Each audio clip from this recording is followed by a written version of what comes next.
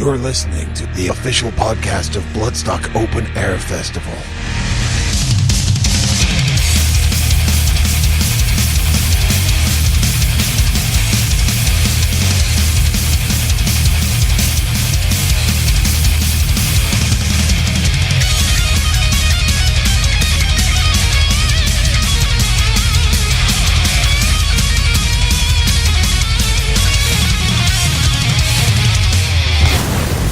Bloodstock Radio.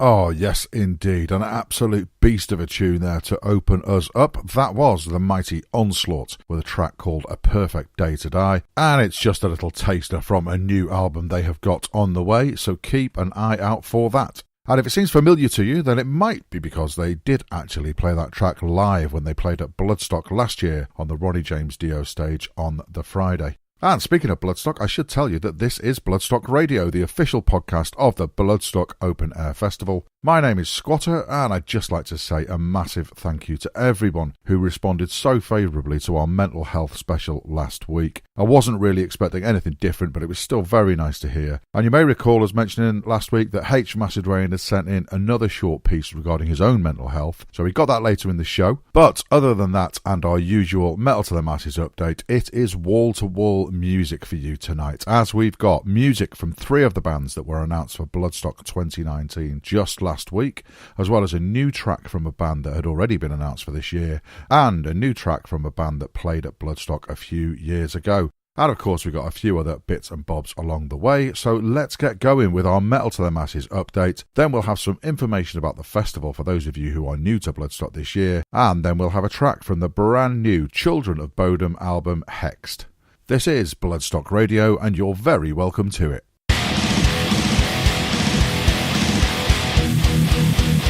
Metal to the Masses update.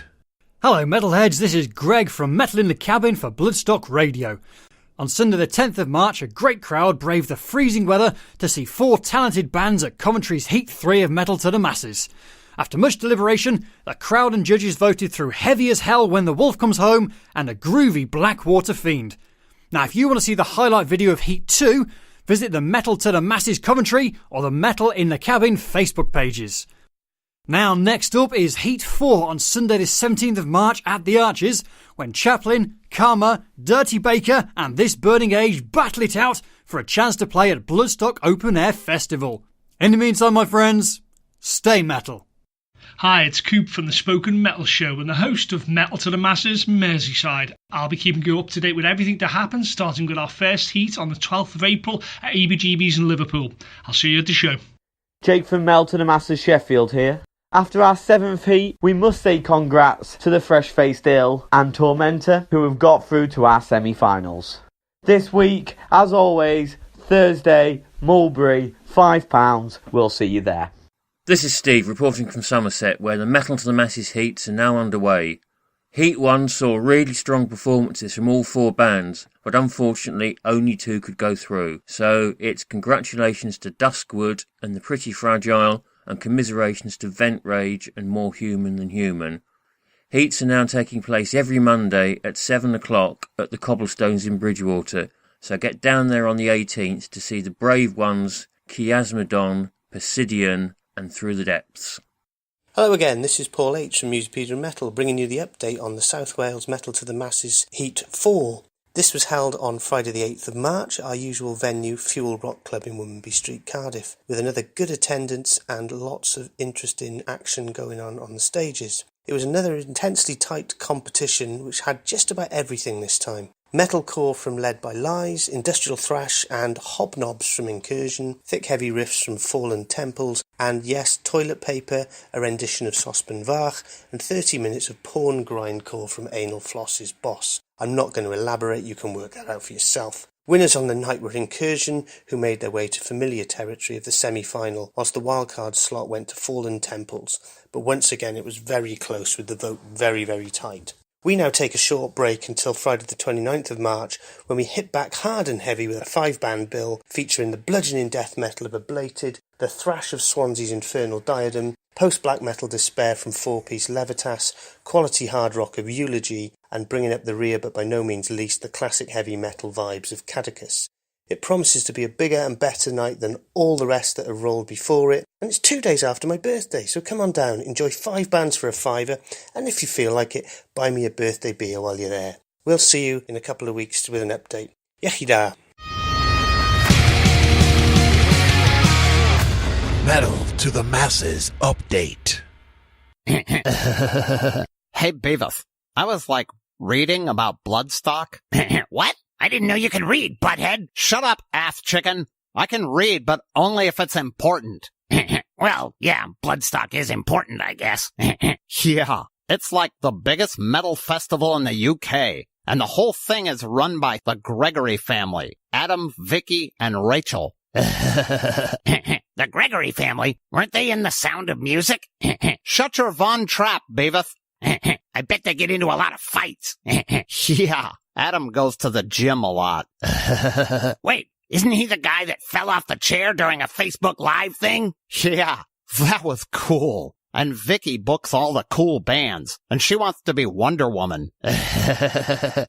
Sounds like she already is if she can put a lineup like that together. Word. Hey, what about that guy that did a forward roll on stage for charity? Oh, that's Simon Hall, the judge for the Metal to the Masses contest. Then there's Rob Bannister. He's the one that introduces the bands to the stage. Oh, so he's like an MC? I guess. MC Bannister.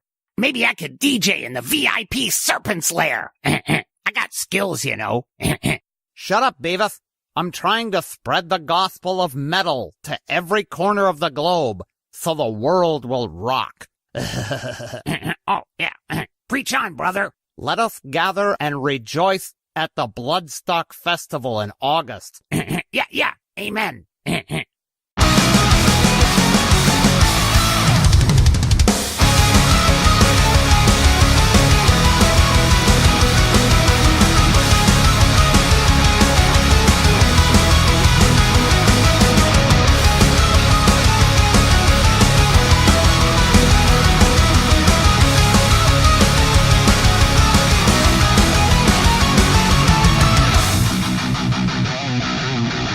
I'm broken.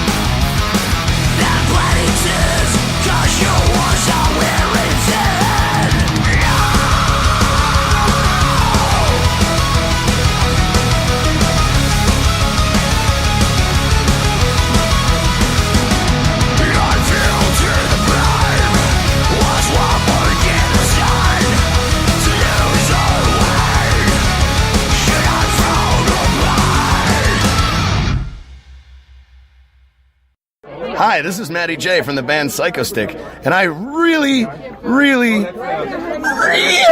want to play Bloodstock. So, hashtag why not Psychostick? I don't know. We're okay. We smell good. We shower. We're not that expensive. We have a good time. We don't drink that much beer, I swear. I love you, Bloodstock. Please. Pretty please. With Psychostick on top.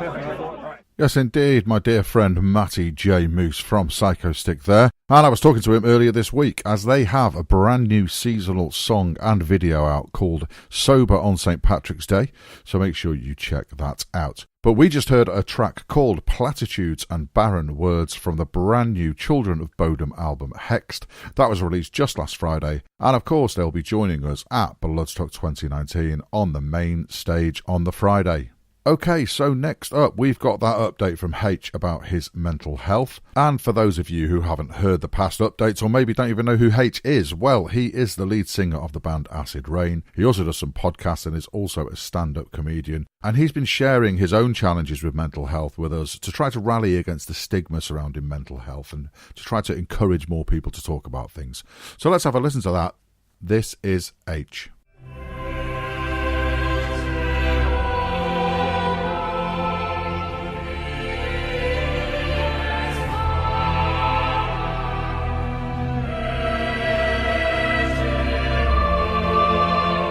And now on Bloodstock Radio, the Gospel according to H from Acid Rain. Hi guys, it is I, Howard H. Smith, nonetheless, from Acid Rain. I also have the podcast Talking Bollocks, please do check it out sometime. And I do comedy, stand-up comedy as well, so busy guy. And it's nice to be back on the show. Thanks a lot to DJ Squatter for having me back on as always. I've spoken on the podcast a few times about things. And one particular one that I did that seemed to resonate with quite a few people was about mental health and my own struggles with a particularly bad bout of depression and how I managed to kind of turn things round. Well, today is a similar-ish conversation, but it's a bit of an odd one, so please bear with me. I was having a conversation with a female friend who lives in the US, and we were having a chat, and she mentioned something in the conversation. I mentioned something in the conversation, and she said, "Oh, that's interesting, because I react the same way to that." And it was a particular medication. And she said, and that formed part of my adult ADHD diagnosis. And I was like, well, what? Yeah, what now? I thought ADHD was something that kids had, and you gave them Ritalin and everything was fine again. And being American, they're ahead of us. They're ahead of the curve on this one. It was only really generally accepted in medical opinion as recently as 10 years ago that ADHD does not go away. If, like me, I'm 48, coming up 49, when I was going to school as a child, it was the 70s and 80s. And it wasn't really, ADHD wasn't really a thing that people looked for in kids. And of course, like anything else, if it goes untreated, it doesn't just go away. People learn to live with it, and I quite clearly have learned to live with it. Well, anyway, what happened was she mentioned this, and straight a couple of days ago, it bounced around in my head, and I thought I'm going to go on the internet and do a little bit of a search, and I found this. I found a thing on ADHD and how it's present in children and adults and all, and within 2 minutes of reading about ADHD in children and how it affects them and the behaviours, it was like reading a school report. It wasn't just like close. I didn't recognise a few things. I was just, this is me. This is me as a child. Absolutely. Easily distracted, distracts others, clearly intelligent but doesn't do the work, willing participant in lessons, struggles with written work. And it's not that I'm struggling to actually to be able to do it, to have the will to do it, because what I was unable to do was connect with subjects that didn't interest me. I couldn't just do the work.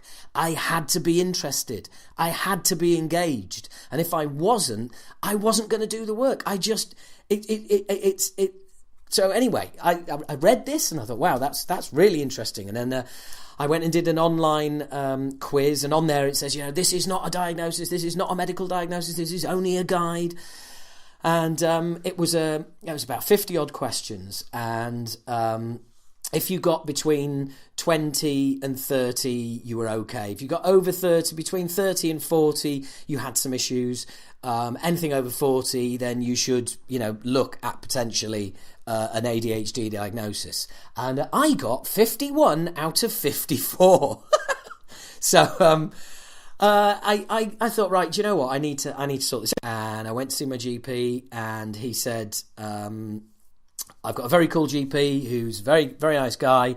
And he said, look, adult ADHD, or as I call it, ADHD. I mean, that's what it is. There's no need for the extra A. It's not AADHD. It's ADHD. It's undiagnosed from being a child. So, you don't call a child with a broken leg, oh, it's a child's broken leg. It's a broken leg. Same way you don't call an adult's broken leg an adult broken leg. Yeah, I'm going on, but you get the picture. So anyway, there you go. There's a perfect example of ADHD right there. Can't stick to the subject, can I? Gotta go off on a tangent. Anyway, he said, look, the NHS is rubbish for this. Go private. So I said, okay, thanks for your honesty. I went private. I rang reception of a place in Harley Street, and the woman on reception straight away knew more about ADHD in adults, as I'm going to call it, than anybody I'd spoken to since. And I thought, wow, this is great. And then I realised, of course, it's part of the sales process, isn't it? They're showing off how much they know already. So I just hand over. So anyway, at £750 an appointment, folks. I wasn't going to do that. So what I did was I got on the internet. And I started searching adult ADHD, NHS, and I can't remember exactly the search terms, but I found a hospital in the Maudsley Hospital over in South London that specialises in in adult ADHD. So I thought, right, okay. I went back to see my doctor, and I said, I asked for a telephone appointment. I rang through and I said, look, I've spoken to these people. I'm in London Borough of Ealing. They say they accept referrals from London Borough of Ealing. Can you refer me? And he said, yeah, no problem. Send the email to reception. I'll go online, fill in the referral. No problem. Great. Lovely. Job done. But then we have to wait for the local authority to approve funding for me to be able to go over there. Got the funding, went over there. And at this point, I have to say, my GP is very cool. He's got 1,000,001 things to do. Why? He's never going to have time to sit on the internet and try and find somewhere for me to go. But I kind of felt like that was my job. Look, if I want to get out of this hole, if I want to get a diagnosis, then it's up to me. So what I'm saying is, if any of you out there, if any of this is ringing any bells and you want to go down the same route, be warned. Not everybody's as cool as my GP. There's some horrendous stories of GPs sitting there laughing at people going, oh, ADHD is something that only children have. Don't be so silly. And what you do is you punch those idiots right in the face.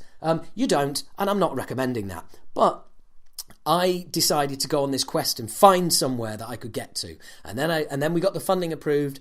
I went for 2 interviews, both an hour and a half, both with clinical psychologists. I had to fill in over 60 questions, and I had to print them out, and I had to read them and tick the boxes. Have you any idea how hard that is when you've got ADHD? Or have I? Let's wait and see. I think you know where this is heading. So I mean, I felt like turning up with these like 10 pages of 60 questions and completely unfilled in and going, how's that for ADHD for you? I ain't filling that out. So I filled them out. I also had to send forms to my mother, who filled forms out about my childhood. They wanted school reports. I didn't have any, unsurprisingly. I ain't going to keep those.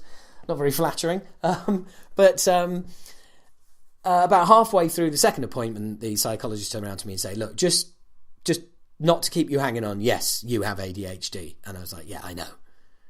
And she was like, oh, really? And I said, yeah, I knew as soon as I started reading about it, it was just me. I can't tell you how unsurprising this diagnosis is. It is just straight away, I was just, yeah, that's me. And really, this has just been a quest to confirm what I think I already knew, and I did. Now, ADHD can raise its ugly head in all sorts of different ways. Luckily for me, I'm a creative person, and a lot of creative people, I was told I was the 9th comedian that this particular psychologist had seen within the last 2 years. So there you go. Now, luckily for me, I'm quite a creative person. So my ADHD is manifested in being very creative and doing all sorts of different projects. And I mean, you know, I'm self-employed, and I have about 6 different things that I do. So, you know, so that's all very well. But basically, some of those questions were quite disturbing in the forms leading up to diagnosis. There was a lot of questions there about alcohol addiction, drug addiction, how often you drink, how often you do drugs, problems with the law, prison sentences. You see, this is how destructive ADHD can be in an adult, because ADHD it manifests itself in several ways. For instance, one of the questions that kept coming up is, do you feel almost driven by a motor? Now, for those of you who have got no idea what I'm talking about, that will not resonate with you at all. You'll think, well, what does that question even mean? However, if you have ADHD, you see that and you tick yes all the time. There are other things. People with ADHD tend to have their own set of laws. They you know, and often, for instance, I do not queue. Right? People with ADHD do not queue. You see a queue and you just think, yeah, that's not for me. If I'm in a traffic jam, I will take a detour. That detour may take me, I might even arrive later than if I'd sat in the traffic jam, but I cannot sit in the traffic jam. Cannot. It's not that I'm refusing to, it's that I cannot. I can be very forgetful, losing keys. Often I'll leave something that's vitally important to a project. I'll have missed it or I'll have left it out. And it can be incredibly frustrating. And that's just, it manifests in all sorts of different ways. But as I said, having our own kind of sets of rules means that some people tend to break certain society's rules, like laws. So whilst I say I'm lucky as a creative person, ADHD is for me, I feel like it's been almost like a benefit. I don't think I would have got my band signed to a record label at 17 if I was stuffed full of Ritalin. But it can be destructive, untreated. It can manifest itself in all sorts of ways. It can lead to not being able to hold jobs down, constantly changing jobs, brushes with the law, alcoholism, drug addiction. I mean, wow. I mean, for me, I kind of feel like, you know, the side effects for me have been positive. But having said that, the older I get and it's being untreated, there are things that I would like to address. I find it very, very, very difficult to concentrate on written work, which can be a real frustration when I'm working on a project. And it really can. It can also mean that I had to be honest with myself and think, wow, I look back at all of the relationships I've ever been in, and I figured that basically until the last relationship I was in, funnily enough, a couple of years ago, I have been the one who has been chucked every single time. And I have to admit that is down to it can be very wearing being around people who have ADHD.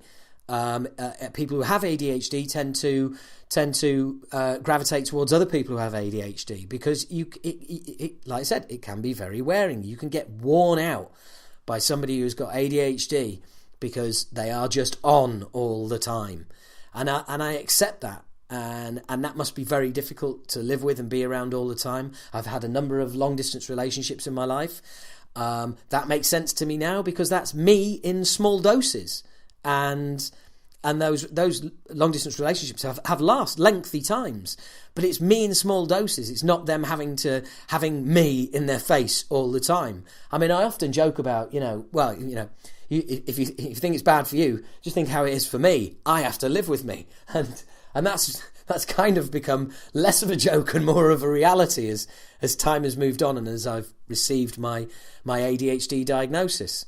So initially I was, how is it treated, I hear you say? Well, it's treated with, basically it's a neurological disorder, which my psychiatrist told me when I was really not bothered about the diagnosis.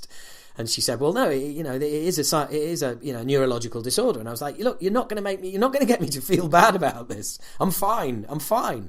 But the way it's treated is with my old friend CBT, which is tweaked especially for people with ADHD, which is why CBT was so useful to me when I was in a bout of severe depression previously in life, and why I took to it like a duck to water. But it can also be treated with certain medication. And initially I was reluctant to go down that route, but I have actually this week decided to give it a go, because I figure, well, what harm can it do? Basically I was told, there is medication that will help you concentrate, which would be awesome. But they couldn't speak to how it might affect my creativity. So initially, it was a knee-jerk reaction. I was quite blinkered, I have to say. It was like, medication, not a chance. I'm not doing that. But then I've just thought, it can't hurt, and I can always come off it if I don't like what it does to me. But I shouldn't rule anything out at this stage. So anyone who's spotting the things I'm talking about, either in themselves or in people you know, or in your children. For instance, being loud. ADHD when I was a kid would have been called ants in your pants. Okay, and it's not just ADHD is attention deficit hyperactivity disorder. There's also ADD, which is attention deficit disorder. There you go. So little attention, I can't remember what it's called. But if you're recognising any of this, like say, just constantly being on the move, talking a lot, getting up and walking around when there doesn't seem to be, when you shouldn't do, or there doesn't seem to need to be, kids who love climbing all the time and can't resist climbing on stuff. I mean, look, I'm not a doctor, and I'm not saying that children can't be hyperactive, and if they are, then they have ADHD. I'm not a doctor, and I'm not saying that. But if anything that I've said is ringing a bell for any of you, then jump on DuckDuckGo search engine, not Google, because they track you and sell your data. DuckDuckGo.com is a brilliant search engine that doesn't track your searches and doesn't keep your data. But if you're a Google slave, then go for it. But it's worth looking into. That's all I'm saying. It is definitely worth looking into, because undiagnosed, like I said, it could have some seriously negative effects. For me, here I am, 48, about to turn 49, single. I would like to be in a relationship. I would like to think that the single life isn't going to be the way I spend the rest of my life. I honestly don't know. But, it's a journey, isn't it? And you never know when you're going to meet somebody, and they're going to get tired of you because you've got ADHD. All I'm saying is it's introspection, looking inside for solutions to problems in your life is so important, because so often I've spent so much of my life looking externally, going from job to job before I became self-employed a few years ago, going from job to job and then being in a job for 2 or 3 years and going, oh God, I just can't stand this guy. And then it just keeps happening. And at some point or another, 6 or 7 jobs in, you've got to go, well, hang on, what's the one thing that connects all of those jobs? It's me, isn't it? And again, I'm not saying that if you keep changing jobs, you've got ADHD. No, I'm not saying that. But looking within and introspection is so important. Examining yourself, being honest with yourself, speaking to professionals, speaking to counsellors, it is vital for the mental health if you have any kind of problems whatsoever. And I'm contactable all over the place. If you message or tweet Acid Rain, I will come back to you. If you message or tweet Talking Bollocks podcast, I'll come back to you. If you message or tweet Keith Platt at Twitter or on Facebook, I'll come back to you. And if you want to talk at all, I'm here. but I'm not a professional, and the people that you need to speak to are professionals. If anything I've said rings any bells whatsoever. Look, I hate to let you in on more than you cared to know about me, but this I just feel is really important. And I just felt if it's something I'm going through and something that I'm exploring and something I'm dealing with, then surely there's people out there who are exactly the same. And there will be some people who, listening to this, will be that light bulb moment that I had with my friend on the phone. In fact, look, I'll be honest with you. It was about the effects of... I can't be honest with you, actually, because it's not fair on that person, and it might have to be edited out. But ultimately, that light bulb moment that I had on the phone with that person when they went, adult ADHD, never heard of that, and hopefully this little chat might be that moment for somebody else. Look, I hope you're all well. I hope you're all doing fine, and check out, speak to GP, do some searching, do whatever. If this in any way has helped, I'm just one person listening to this, then it's been worth doing, and it's been worth 20 minutes of my time, and it's been worth 20 minutes of your time listening, and I really appreciate you taking the time out to do exactly that and listen. So as always, people, travel safe, hope you're all well, take care of each other out there, and remember, talk, communication, it is the key to life. I wish you all the very best. See ya.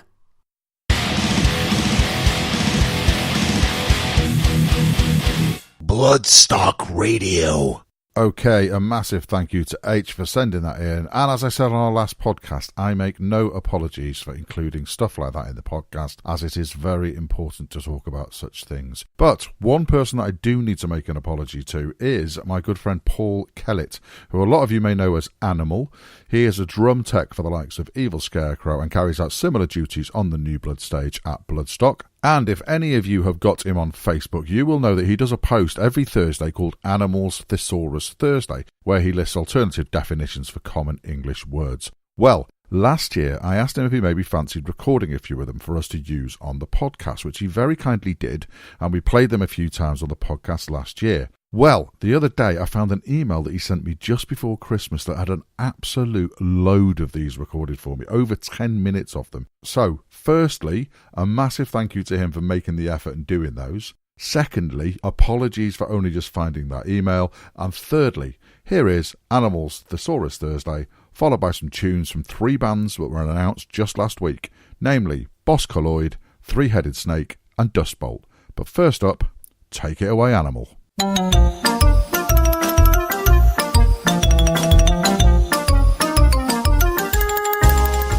Hey up, this is Animal, the New Blood stage resident drum tech, and I'm going to be teaching you the alternative meanings to some English words. Abandon, live entertainment. Dreadlocks, fear of canal holidays. Nanometer, a device for counting grannies. Paintings, Jamaican torture implements. Pastoral, having moved on from foreplay. Adultery, what happens after puberty. Barbecue, a long line of plastic dolls. Buckingham, a rodeo pig. Debasement, de room under de ground floor. Gregorian, someone unsure of his name. Herbivore, an animal that only eats Volkswagen Beetles. Cocked, with a penis.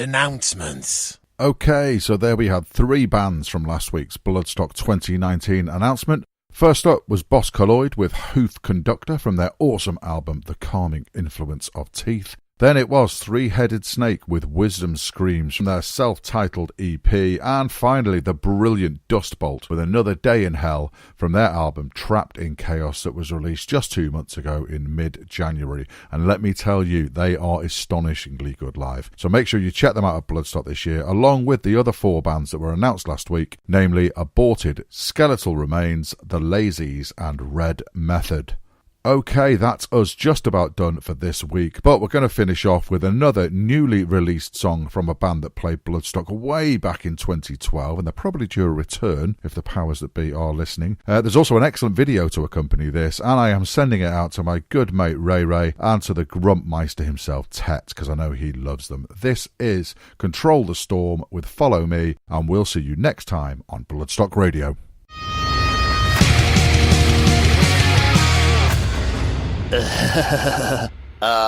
And now on Bloodstock Radio. It's time to hear some new releases.